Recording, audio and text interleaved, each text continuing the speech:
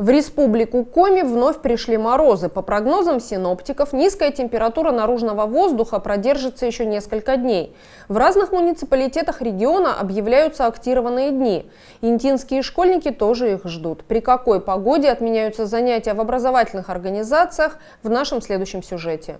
Ежедневно около 6 часов утра оперативный дежурный единой диспетчерской службы получает сводку метеоусловий и с учетом температуры воздуха на первую половину дня передает сведения в отдел образования. Специалисты ГУНО совместно с заместителем руководителя администрации принимают общее решение об установлении актированного дня.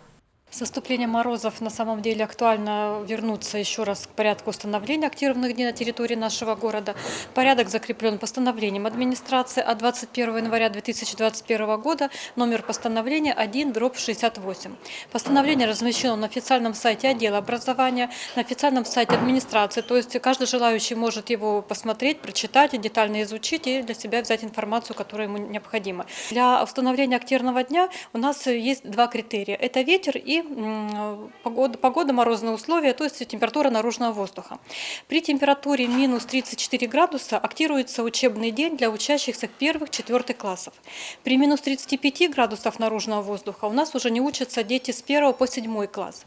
Учащиеся с 1 по 9 класс не учатся при температуре минус 37 градусов. И если столбик термометра опускается до минус 40 и ниже, тогда мы уже актируем учебные дни для ребят с 1 по 11 класс. Также это касается студентов Воркутинского арктического политехнического техникума в нашем городе. Это интинский филиал у нас работает этого колледжа. Это студенты 1-2 курса. Это что касается температурного режима. Также мы говорим о наличии и скорости ветра. Мы знаем о том, что ветер с силой 2 метра в секунду понижает температуру наружного воздуха на 1 градус.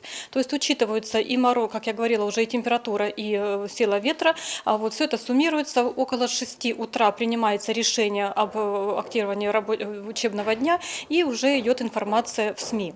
Хотелось бы напомнить родителям, законным представителям детей, что за ними сохраняется право оставить ребенка дома. То есть учитывается и возраст ребенка, его физическое состояние, его самочувствие, а также расстояние от места жительства до места учебы. То есть если родитель понимает, что ребенку тяжело, что ребенку трудно, что ребенок не справится с такой ситуацией, то, конечно, он оставляет его дома.